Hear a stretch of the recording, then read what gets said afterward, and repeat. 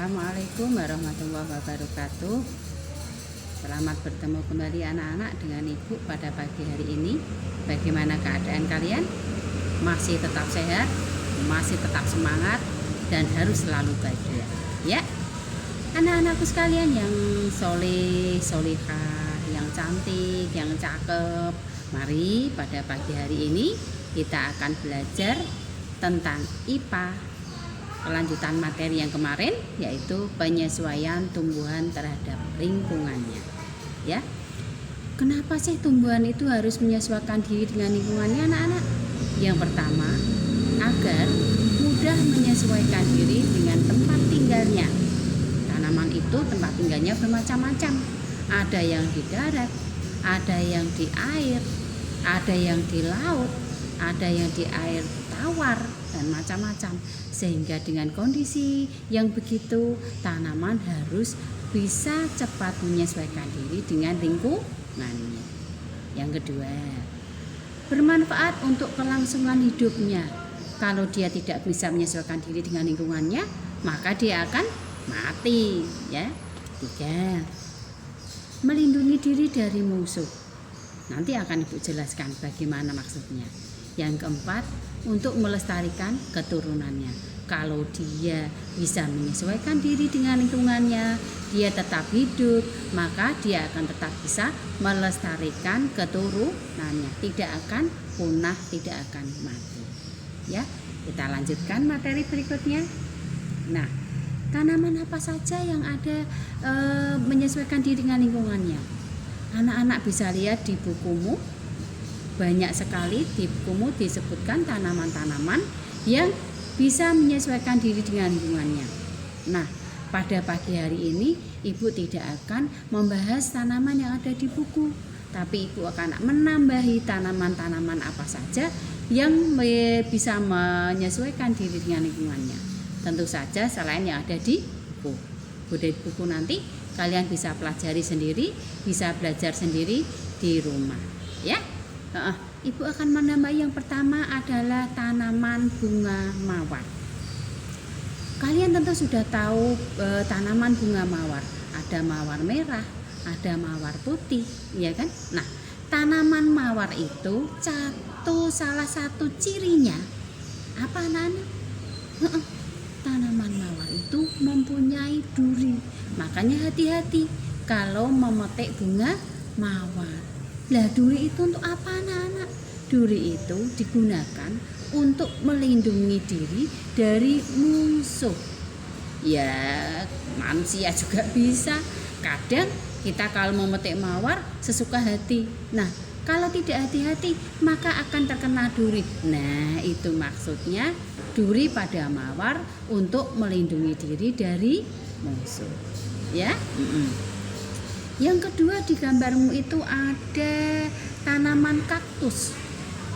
Nah, siapa yang pernah melihat tanaman kaktus? Pasti kalian semua sudah melihat. Di penjual tanaman itu banyak sekali juga, iya kan? Nah, anak-anak, tanaman kaktus itu sebetulnya tumbuh di gurun pasir atau di tanah yang kadar airnya sedikit.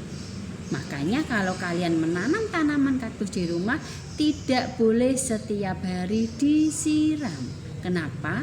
Karena kaktus itu tanaman gurun, tanaman di tanah kering. Kalau sering disiram maka dia akan busuk dan mati. Ya, kalian lihat di gambar itu, anak-anak. Itu tanaman kaktus itu ada apanya? Ada duri, ya kan? Kalau kita sentuh kadang aduh, kena durinya, ya kan? Nah, itu sebetulnya apa? Duri, Bu, kayak seperti tanaman mawar tadi? Tidak.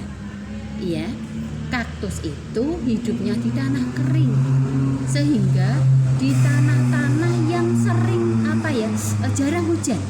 Nah, karena jarang hujan, maka tanaman kaktus itu menyerap air, kemudian disimpan di batangnya. Makanya batang pohon kaktus itu biasanya basah, ya kan? Tebal. Nah, itu fungsinya untuk menyimpan air, cadangan air yang akan digunakan untuk berfotosintesis. Nah, Karena kaktus itu hidup di tanah yang kering, tanah yang tandus, maka daunnya itu dibentuk seperti duri. Untuk apa? Agar menghemat pengeluaran air. Ya. Nah, jadi kaktus itu bukan duri, tapi daun dari kaktus yang berbentuk duri. Tujuannya itu untuk menghemat fotosintesis atau menghemat pengeluaran air, agar kaktus itu tetap mempunyai cadangan menyimpan air. Jelas ya? Kita lanjutkan. Kantong semar. Kelihatannya Ibu kemarin sudah menjelaskan ya keunikan tanaman kantong semar ya. Masih ingat? Pinter. Kantong semar ya. Kita lanjutkan dengan bunga teratai. Bunga teratai itu salah satu tanaman yang hidup di mana? Di air. Nah, karena teratai hidup di air, maka teratai itu mempunyai daun yang sangat lebar dan tipis. Untuk apa, Bu? Nah, daun yang sangat lebar dan tipis itu bisa digunakan teratai agar tetap mengapung di atas air. Selain itu juga daun yang lebar itu bisa untuk mempercepat fotosintesis. Nah, kita tahu akar teratai itu ada di bawah air, ada di dalam air. Maka agar teratai itu tetap bisa mengapung, bisa tetap bernafas, maka di batang di bawah bunga itu ada batang berongga. Kopong cara Jawane lho, berongga. Nah, rongga-rongga itulah digunakan untuk menyalurkan oksigen agar teratai tersebut tetap bisa hidup. Oke, lanjutnya putri malu. Kalian mesti pernah melihat putri malu. Kalau di semak-semak belukar itu banyak sekali ada tanaman putri malu. Nah, dilihat di gambar itu, kalau putri malu itu disentuh, maka putri malu itu akan mengatuk. Itu salah satu cirinya. Kenapa begitu, Bu? Ya agar tidak diserang oleh musuh gitu. Lanjut.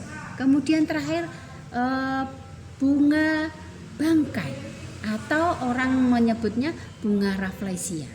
Kenapa dinamakan bunga bangkai, Bu? Ya, karena bunga rafflesia itu kalau sudah mekar itu bau busuk sekali. Kenapa bau busuk, Bu? Iya, bau busuk itu digunakan agar menarik perhatian serangga. Hampir mirip dengan kantong semar. Kalau kalian lihat di foto itu ada bunga bangkai yang sudah mekar. Bunga bangkai itu tinggi sekali, besar sekali. Bisa setinggi manusia dewasa loh. Iya kan? Nah, itu bunga bangkai. Bunga bangkai itu berasal dari Bengkulu. Oke? Tapi beberapa saat yang lalu Ibu pernah menyaksikan juga bunga bangkai bisa mekar di belakang di SMP 2. Tapi ya seperti itu, karena banyak yang melihat, banyak yang pegang, akhirnya menjadi mati. Ya, kita lanjutkan lagi. Enceng gondok. Kalian pasti semua sudah pernah lihat enceng gondok. Ada di mana? Ada di sungai, ada di danau. Itu banyak sekali enceng gondok. Enceng gondok itu banyak sekali digunakan orang sebagai kerajinan. Batangnya itu diambil, daunnya dipotong, akarnya dipotong, kemudian batangnya diambil, terus dikeringkan sampai betul-betul kering. Setelah itu kemudian dianyam, bisa menjadi kursi, bisa menjadi meja, bisa menjadi sandal, sepatu, hiasan dinding, dan lain sebagainya. Nah, enceng gondok itu kenapa bisa hidup di air? Intinya enceng gondok itu sama dengan bunga teratai yang tadi Ibu jelaskan. Jelas? Terakhir adalah tanaman bakau. Kalian bisa lihat di mana tanaman bakau? Pinter. Ada di tepi pantai. Di Morosari ada, di Pantai Moro ada.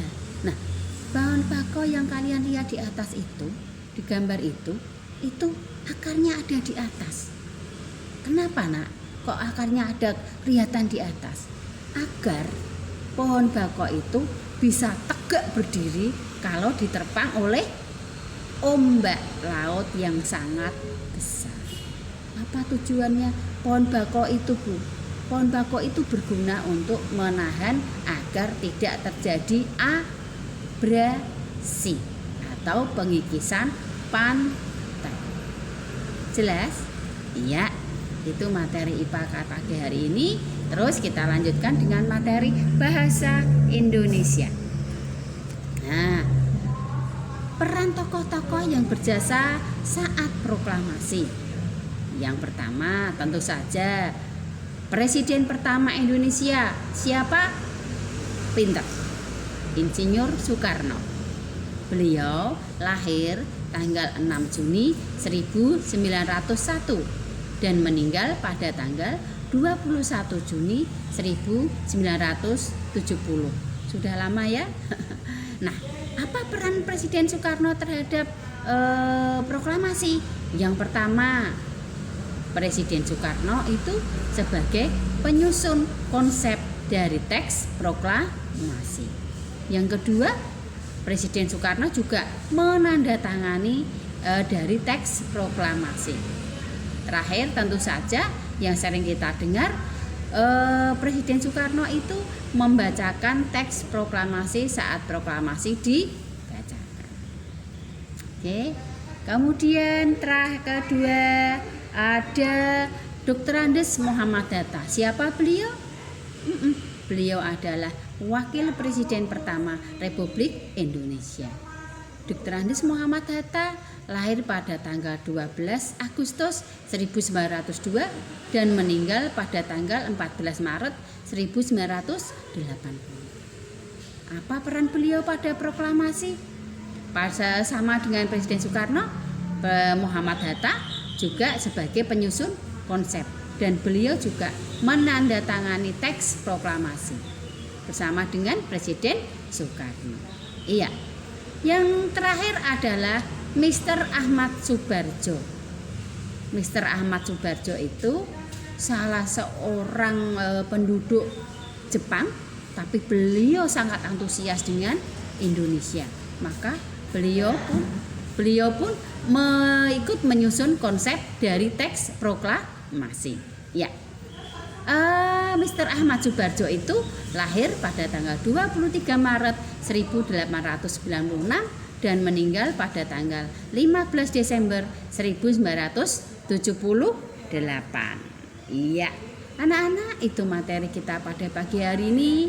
Ibu harap di kondisi seperti ini kita tetap semangat, tetap kuat, tetap rajin belajar agar pelajaran tidak tertinggal. Ya, masih ingat pesan ibu? Selalu ada di rumah, tetap ada di rumah, aktivitas di rumah. Kalau tidak perlu sekali, tidak usah keluar rumah. Kalau toh harus keluar rumah, jangan lupa memakai masker, jaga jarak, dan jangan mendekati kerumunan. Oke? Semangat belajar anak-anak. Sekali lagi, ibu amat kangen dengan kalian. Insya Allah kita berdoa bersama-sama agar pandemi ini cepat selesai, sehingga kita dapat belajar kembali bersama-sama di kelas dengan penuh keceriaan dan penuh kebanggaan. Oke? Sekali lagi terima kasih. Sudah sekian, selamat belajar. Dan ibu tetap berharap kalian belajar dengan betul. Oke? Ya, terima kasih. Wassalamualaikum warahmatullahi wabarakatuh.